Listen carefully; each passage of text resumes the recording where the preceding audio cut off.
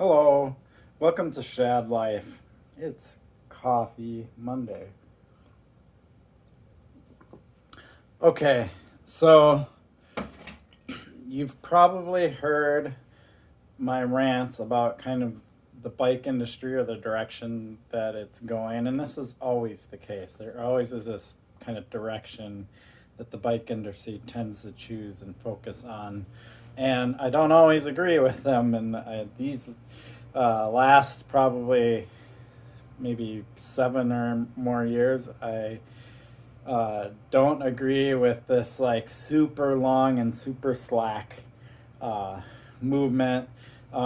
Yes, there is a place for it, but it's kind of like there's this huge push to make almost every bike that way.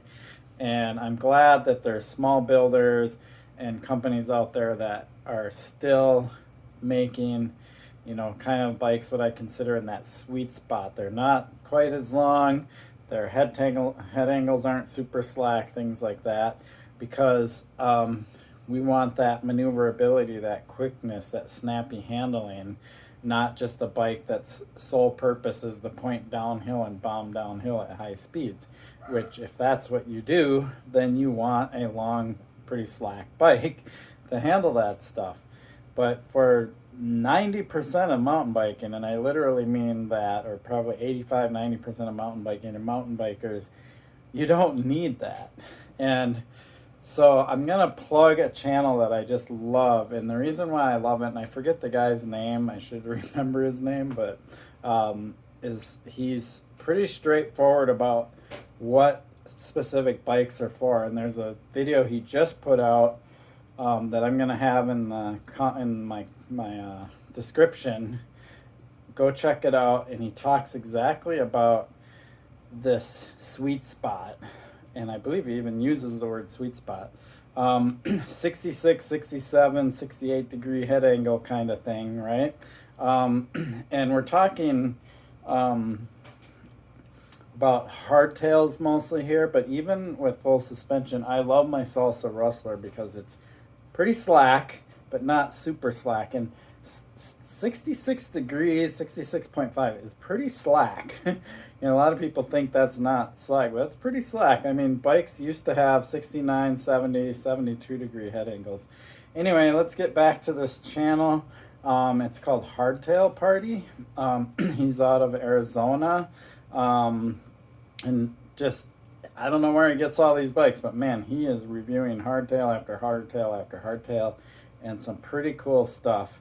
So check his channel out if you like hardtails and want to get a really good understanding of bikes. I don't think him and I always agree on, at least not on what bikes we personally each like to ride, and both of us come from a BMX background, which makes us more similar in that sense.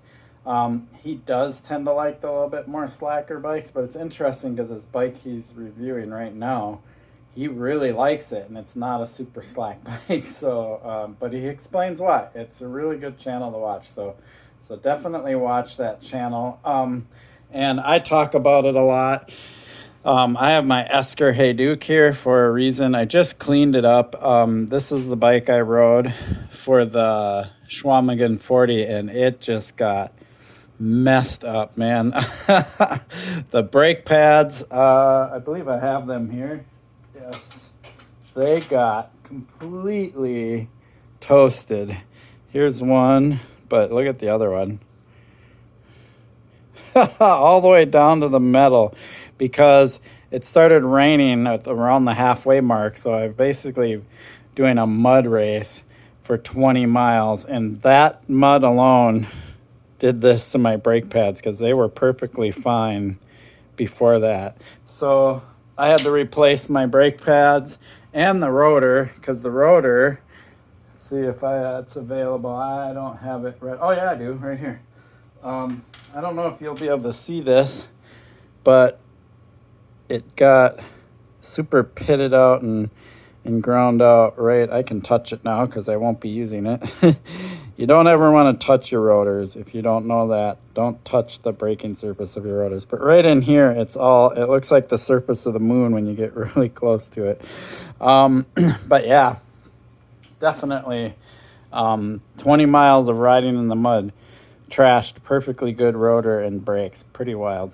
So, but my Esker Hey Duke, this is like, I love this bike for the simple reason that it's not super slack. This one's actually unsuspended, or when it's not in sag mode, whatever. I'm not wording that correctly, but I believe it's 65.8 or something like that. So it's just a tad under 66.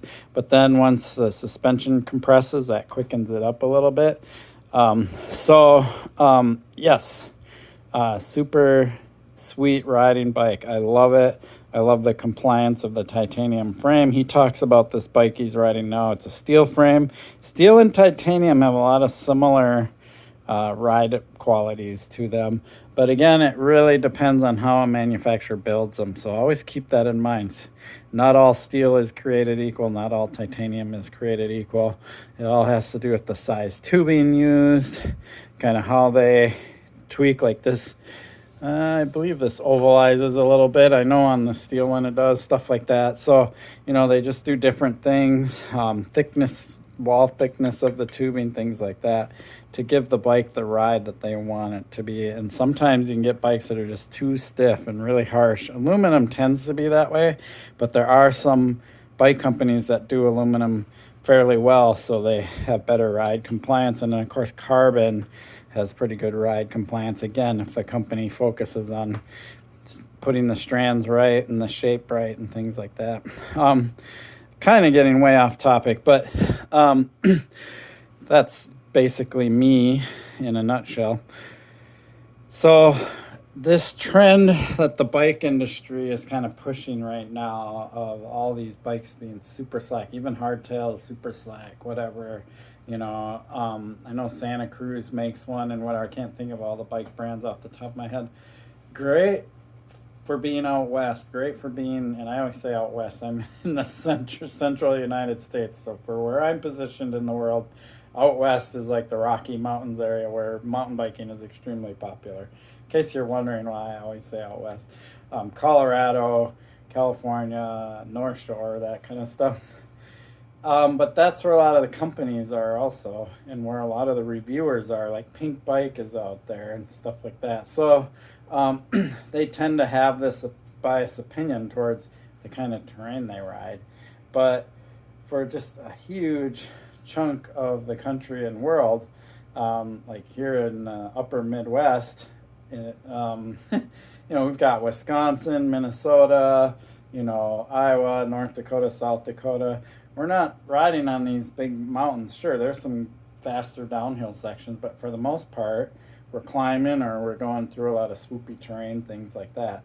And these super slack bikes aren't ideal for that kind of terrain. So definitely, if you're out looking to buy a bike, pay attention to what that bike is intended for.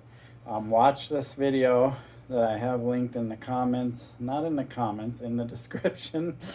The comments are for you guys. The description is for me. But no, yeah, definitely check out Hardtail Party. And even though he talks specifically about hardtails, a lot of the geometry stuff he talks about does apply to full suspension bikes. I have my Rustler there, and that is also, I believe it's around a 66 degree head angle. God, this basement is a mess. Someday I'll actually clean it up so it's a little more presentable. That's why I put the the black sheet up there, is to kind of block off all the stuff I have behind it. There you have it. I guess I have to show you my workbench right now. Don't make fun of me.